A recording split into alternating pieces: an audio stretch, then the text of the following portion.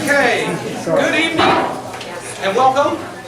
I knew that we'd have a big turnout, so this does not surprise me. I'm glad you're here. The reason that you're here is because you're interested in a pretty awesome opportunity for your children, your sons and daughters, for the possibility of earning college credit while still a Buckeye Valley student. So let me introduce myself, and I'm also going to introduce a couple administrators that are here. My name is John Longo. I'm privileged to serve your sons and daughters as the junior and senior counselor here at Buckeye Valley. We also have our principal, Mr. Jim Albanese, who was helping move some chairs up just a moment ago. Thank you. We also have our director of curriculum, Ms. Christine Michael, is joining us here this evening.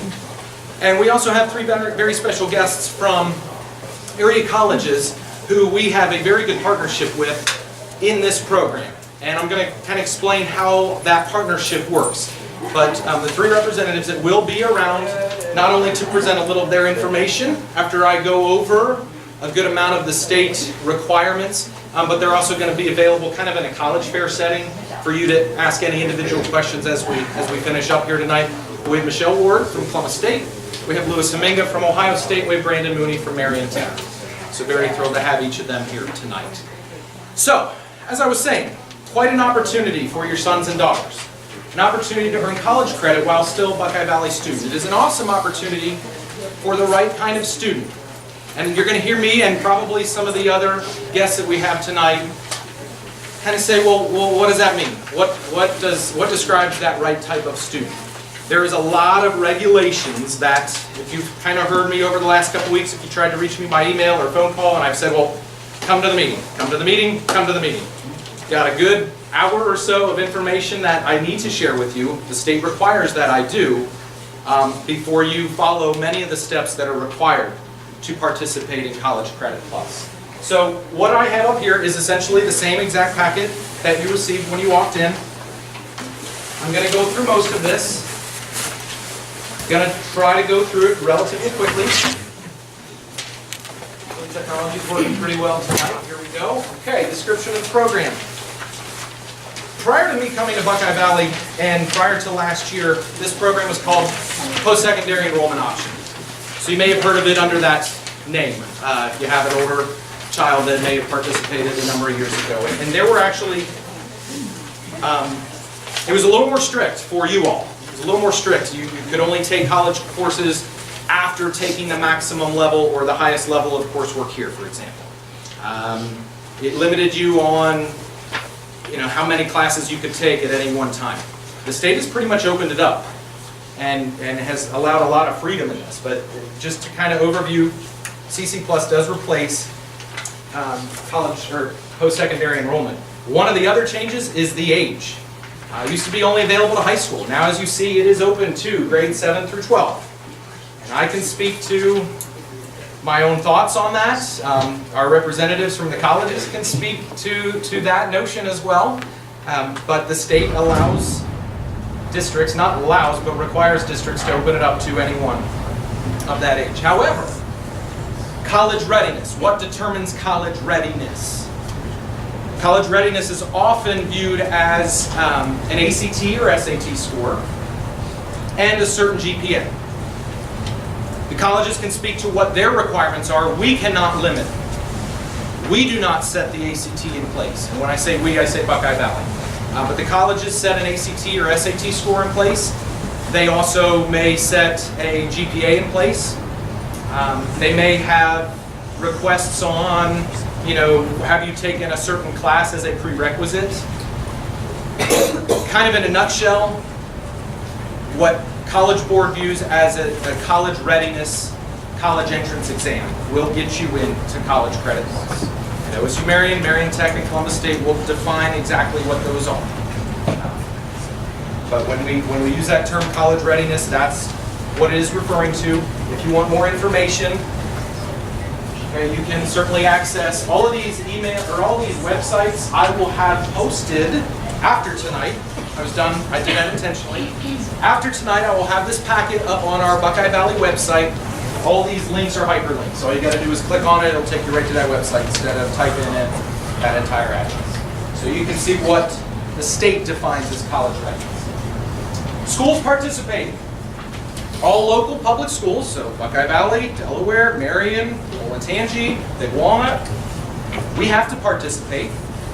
Also, all public funded colleges have to participate. So does Ohio Wesleyan fall into that category? No, they do not. May they participate? Yes, they may. Will they likely charge you tuition? Yes, they will. So that's why we've invited public universities here. If you are interested in private universities, you certainly may explore that option. If you feel that your son or daughter is going to get a better education through a private university, or there's a particular class that you feel that's the one I want my son or daughter to take, yes, you can explore that. Often the rates are reduced. They are sometimes significantly reduced, but they're not free like they would be with any public college. Also, most public colleges, the courses that you take are transferable to any public university in the state of Ohio. Private courses, not always. That private course may only apply to that private college.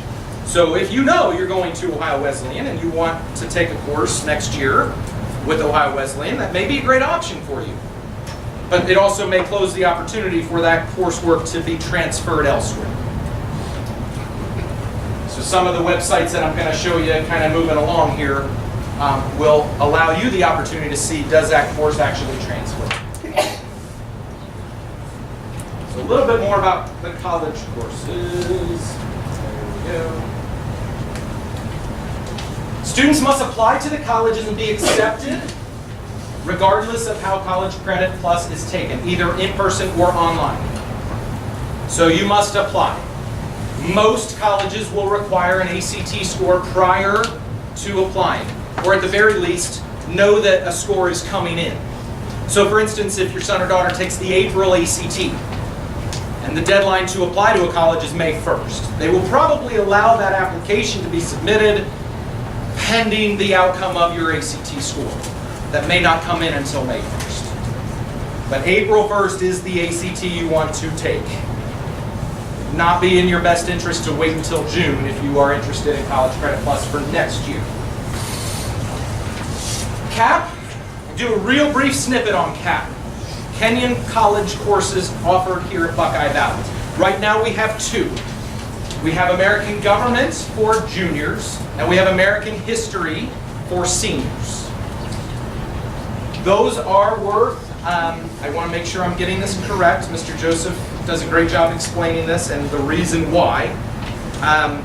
American Government is worth 4 semester hours through Kenyon, and then American History as a senior is worth 8 semester hours. So somebody that participates in 2 years of CAP, both the Government junior year and History senior year, has earned 12 semester hours of college courses through Kenyon College. Bear in mind, private university does not have to transfer to public universities, but you can check to see if it does and which universities your son or daughter may be interested after high school. The 12 semester hours for a very reasonable price, I believe it's $180 per year if I'm not mistaken, right in that ballpark. Parents, you know that's a great deal.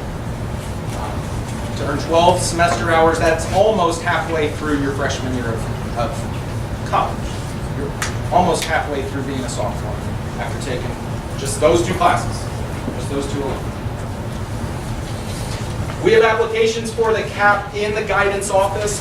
Now, it was asked of your student to check CAP on their course request sheet if they were interested in it.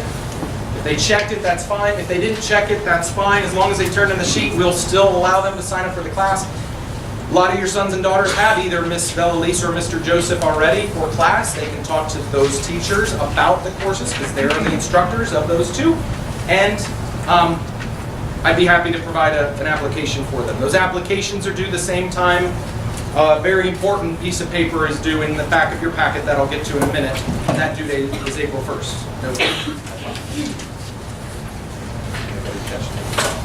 All right, moving on. So, college transcripts. Please bear in mind, here's where we're starting to get into the nuts and bolts of what it means to take college courses. The college classes will count on your son or daughter's college transcript from here until the end of time. Wherever they end up transferring to, that college transcript will follow them.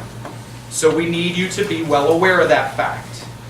If you're asking Buckeye Valley to pay for this college coursework, we are going to reflect it on both our transcript and the college transcript. We have to.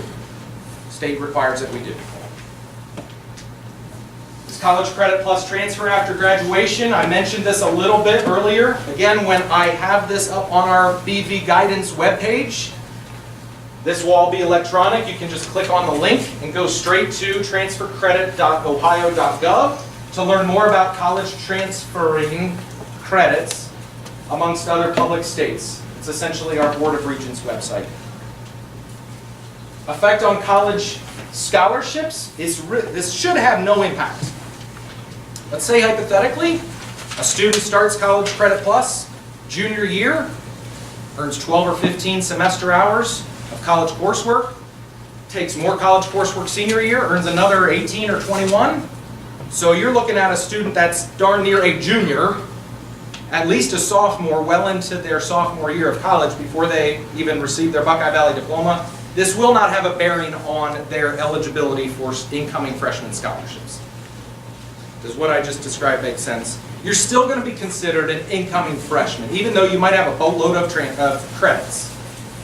You will still click on the undergraduate application, and you still will be considered an incoming freshman to any college that you're looking at. So why participate in College Credit Plus? Few reasons. This used to be the big reason. Well, that didn't work as well as I'd hoped, but that's all right. Try to underline. It used to be if you have taken the maximum level of classes or the highest level of classes that are offered here at the high school.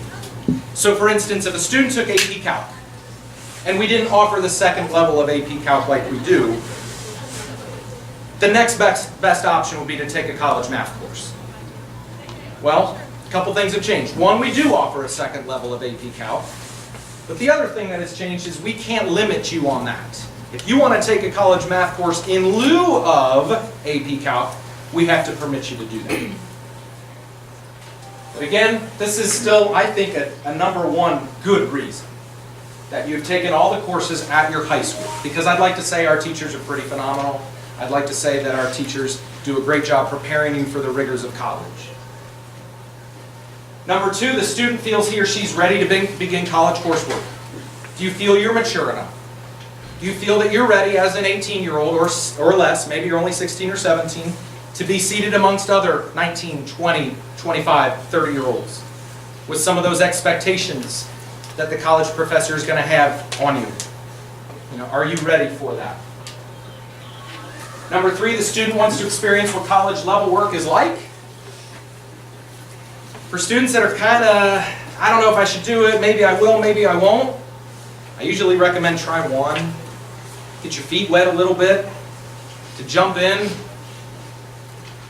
full on off the diving board, jumping into 4 or 5 classes. That could be scary. That could be scary. So it's a good way to kind of test the water a little bit before you start your freshman year, your true freshman year of college. And then number 4, this is probably the number one parent's wish, is to save money on college tuition.